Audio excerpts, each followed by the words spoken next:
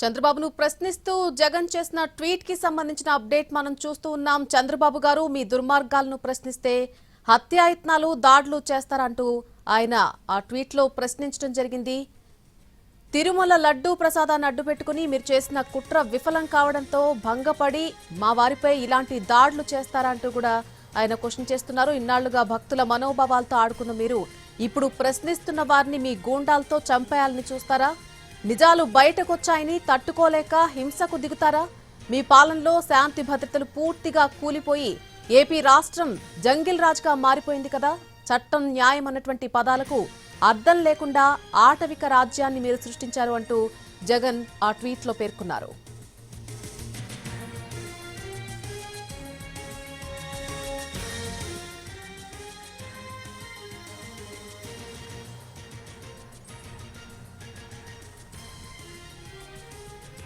ఒకవైపు అంబటి రాంబాబు ఇంటి వద్ద హైటెన్షన్ వాతావరణం ఇంకా అలాగే కొనసాగుతోంది. ఈ నేపథ్యంలో వైసీపీ అధినేత జగన్ ఒక ట్వీట్ చేశారు. చంద్రబాబును ప్రశ్నిస్తూ ఆయన ఈ ట్వీట్ చేయడం జరిగింది. జగన్ చేసినటువంటి ఈ ట్వీట్ కి సంబంధించి పూర్తి అప్డేట్ మా ప్రతినిధి సురేష్ అందిస్తారు. సురేష్, ఏదైతే అంబటి రాంబాబు నివాసం దగ్గర హైటెన్షన్ వాతావరణం కొనసాగుతుందో ప్రస్తుతం పరిస్థితి అట్లాగే ఉంది. ఈ నేపథ్యంలో కొద్దిసేపటి క్రితమే మాజీ సీఎం వైఎస్ జగన్ అంబటి రాంబాబుని పరామర్శించారు. మొత్తం అంటే సాయంత్రం నుంచి జరుగుతున్న పరిస్థితులను కూడా ఆయన అడిగి తెలుసుకున్న పరిస్థితి అయితే కనిపిస్తా ఉంది. ఓవైపు పార్టీతో పాటు వైఎస్ఆర్ కాంగ్రెస్ పార్టీతో పాటు తాను కూడా అండగా ఉంటానని ఆయనకు ధైర్యం చెప్పిన పరిస్థితి అయితే ఉంది. మొత్తం ఈ ఘటనకు సంబంధించి ఆయనతో మాట్లాడి సమాచారం తీసుకున్న అనంతరం జగన్ ట్వీట్ రూపంలో కూడా దీన్ని బయటకు విడుదల చేసిన పరిస్థితి అయితే ఉంది. ఏదైతే ఈ లడ్డు కేసు సంబంధించి అటు ఎన్డీడీబీ అదేవిధంగా ఎన్డీఆర్ఐ ల్యాబ్స్ ప్రతిష్టాత్మక ల్యాబ్స్ ఇచ్చిన రిపోర్ట్స్ ఆధారంగానే తాము మాట్లాడుతున్నామని, దాంట్లో అంటే తిరుమల లడ్డుకు సంబంధించి యానిమల్ ఫ్యాట్స్ కలవలేదని స్పష్టంగా చెప్పిన నేపథ్యంలో అదంటే దీన్ని కప్పిపుచ్చుకునేందుకు అటు కూటమి ప్రభుత్వం తమపైనే తిరిగి కేసులు పెట్టడం, పెద్ద ఎత్తున అంటే ఫ్లెక్సీలను ఏర్పాటు చేసి ఆందోళనకర వాతావరణాన్ని సృష్టించిందని చెప్తున్నారు. అదేవిధంగా ఏదైతే ఈ పాప ప్రక్షాళన కోసం వెళ్తున్న అంబటి రాంబాబుపై కూడా ప్రణాళికాబద్ధంగా దాడి చేశారు. అదేవిధంగా ఆయన కార్యాలయం నివాసంలో కూడా ప్రణాళికాబద్ధంగానే దాడి చేశారని ఆయన ఈ ట్వీట్ లో చెప్పుకొచ్చారు.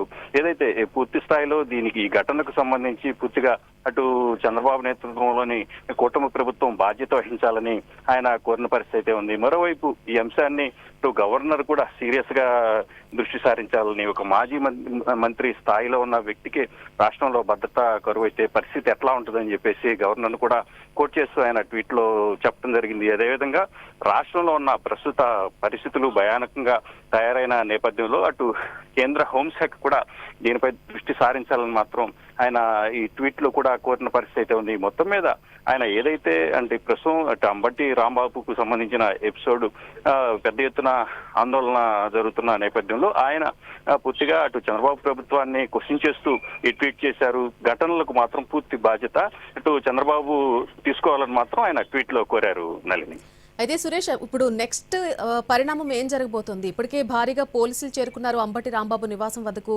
అయితే అక్కడ వైసీపీ శ్రేణులు వారిని అడ్డగించే ప్రయత్నం కూడా చేస్తున్నట్టుగా తెలుస్తోంది. సో అసలు ప్రెసెంట్ సిచ్యువేషన్ ఏంటి అక్కడ?